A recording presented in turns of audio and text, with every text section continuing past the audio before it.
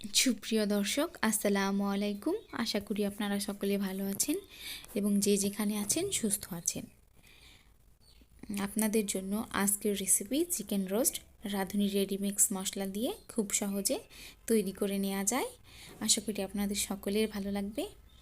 ভালো লাগলে অবশ্যই লাইক করবেন এবং কমেন্টস করবেন এবং অবশ্যই আমার চ্যানেলটি সাবস্ক্রাইব করবেন এবং আমার পাশেই থাকবেন। আমাদের সবারই একটা কমেন্ট থাকে যে বিয়েবাড়ির চিকেন রোস্টটা কীভাবে করে, আমরা কেন সেভাবে করতে পারি না। আশা করি আমার ভিডিওটি দেখলে আপনারা তৈরি করতে পারবেন। এখানে আমি 1.5 কেজি ওজনের একটি মুরগি নিয়েছিলাম। কেটে ধুয়ে পরিষ্কার করার পর এখানে 1 কেজির মতো আছে। এখানে সামান্য লবণ দিয়ে এবার আমি ভালো করে চিকেনগুলোকে মাখিয়ে নিচ্ছি।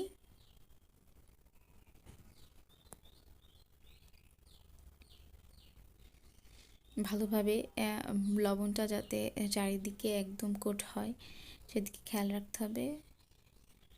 ঘষে ঘষে লবণটা মাখিয়ে দিতে হবে চারো সাইডে। দেখতেই পাচ্ছেন আমি খুব ভালোভাবে চিকেনটার সাথে লবণটা মিক্স করে দিচ্ছি। এবার আমি এটাকে প্রায় রেস্টে রেখে দেব 5 মিনিটের জন্য। একটা ঢাকনার সাহায্যে ঢেকে রেস্টে রেখে দিলাম 5 মিনিটের জন্য। এবার এখানে আমি 1 প্যাকেট রাঁধুনি রোস্টের মশলা নিয়েছি। এখানে 1 কেজি মুরগির জন্য মশলা দেওয়া আছে। এবার এই মশলাটা আমি বাটিতে ঢেলে নিচ্ছি।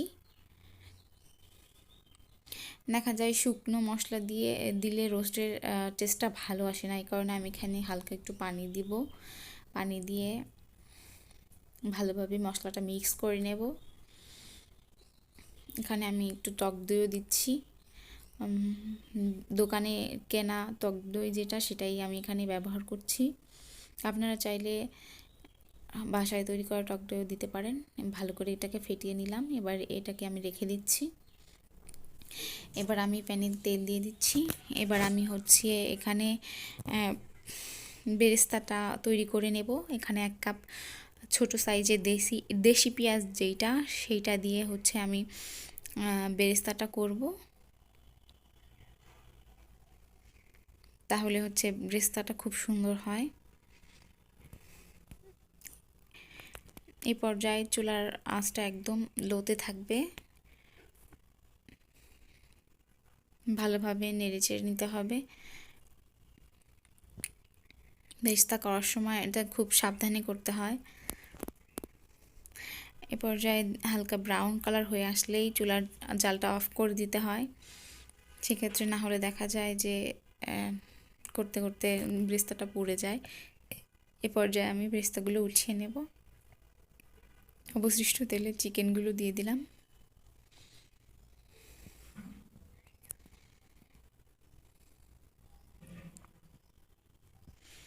আমি চিকেনগুলোকে বেশিক্ষণ ভাজবো না, হালকা বাদামি কালার হয়ে আসা পর্যন্ত এটাকে ভাজবো।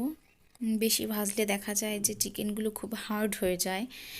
তারপরে দেখা যায় যে চিকেনগুলো খেতে খুব ভাল লাগে না। কারণে আমি এটা আর ভাজছি না। এখানে আমি হালকা করে ভেজে নিচ্ছি।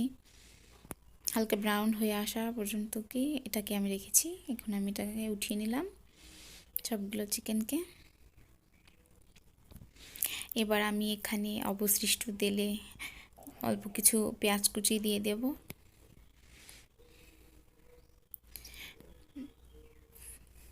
আপনারা চাইলে পেঁয়াজ বাটাটাও দিতে পারেন, কিন্তু আমি এখানে কাটা এবং বাটা দুটোটাই ব্যবহার করব।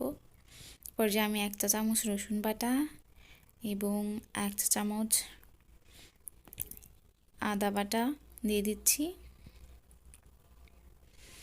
ভালোভাবে আস্তে আস্তে চিকেন মশলাটাকে খুব ভালোভাবে কষিয়ে নিলাম। এই পর্যায়ে আমি 2 চা চামচ পেঁয়াজ বাটা দিয়ে দিচ্ছি। এবার সামান্য লবণ দিয়ে দিলাম।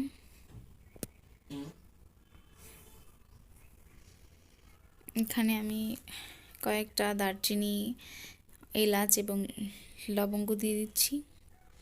এ পর্যায়ে আমি যে মশলা এবং টক দইয়ের মিশ্রণটা রেখেছিলাম সেটা দিয়ে দিলাম। পর্যায়ে হালকা বাটি মশলা রাখা বাটিতে আমি একটু পানি দিয়ে ধুয়ে নিচ্ছি।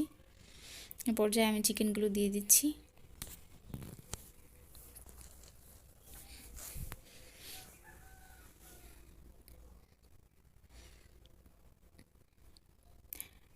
এবার চিকেনগুলো দিয়ে আমি ভালোভাবে মশলার সাথে মাখিয়ে নেব। যেহেতু আমি চিকেনটা খুব বেশি ভাজিনি, সেই কারণে আমি মশলার সাথে এটাকে ভালো করে এখন কষিয়ে নেব।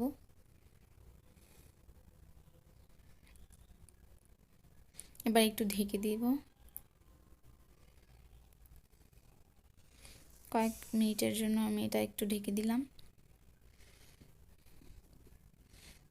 দেখতেই পাচ্ছেন উপরে তেল উঠে এসেছে।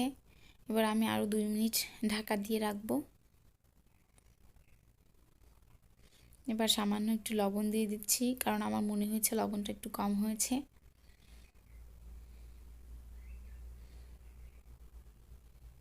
একটু নেড়ে চেড়ে মিশিয়ে দিচ্ছি লবণটা দেওয়ার পরে, যাতে লবণটা সব জায়গা সমানভাবে মিশে যায়।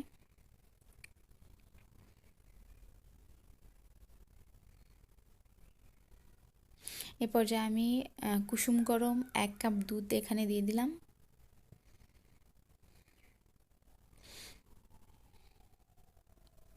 আমি এখানে কোনো রকম পানি ব্যবহার করিনি। এই দুধটার দেওয়ার কারণে চিকেনটা খুব ভালোভাবে সিদ্ধ হয়ে যাবে। এবার আস্তে আস্তে করে একটু নেড়ে চেড়ে দিলাম। পর্যায়ে আমি এখানে কোনো চিনি দিচ্ছি না, এখানে আমি কনডেন্স মিল্ক যেটা বলে সেটা দিয়ে দিচ্ছি 2 চামচ, দিয়ে মিশিয়ে ঢেকে রাখছি। এবার একটু উঠিয়ে আমি কয়েকটা কিশমিশ দিয়ে দিচ্ছি। এই রোস্টটা পোলাওর সাথে খেতে খুব মজা হয়, একটু হালকা মিষ্টি মিষ্টি হয়, এই কারণে আমি এখানে কিশমিশটা দিলাম। আপনারা চাইলে বেটেও দিতে পারেন কিশমিশটা, কিন্তু আমি এখানে আস্তই ব্যবহার করছি। এবার যা একটু নেড়ে চেড়ে তেল উঠে আসা পর্যন্ত অপেক্ষা করছি। দেখতেই পাচ্ছেন খুব সুন্দর কালার চলে এসেছে এবং উপরের তেলটাও উঠে এসেছে।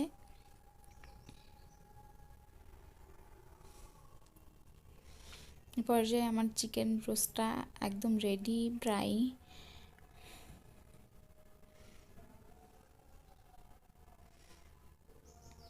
এখন আমি চুলার জালটা অফ করে দিয়েছি।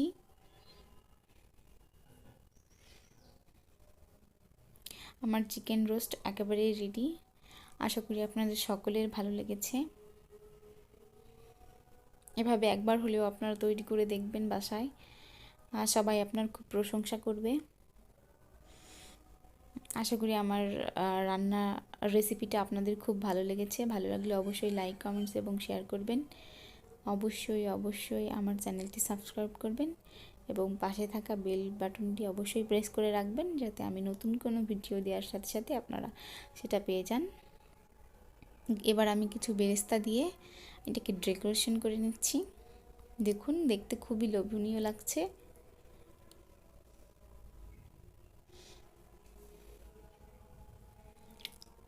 সবাই ভালো থাকবেন এবং সুস্থ থাকবেন। সবাইকে আল্লাহ হাফেজ।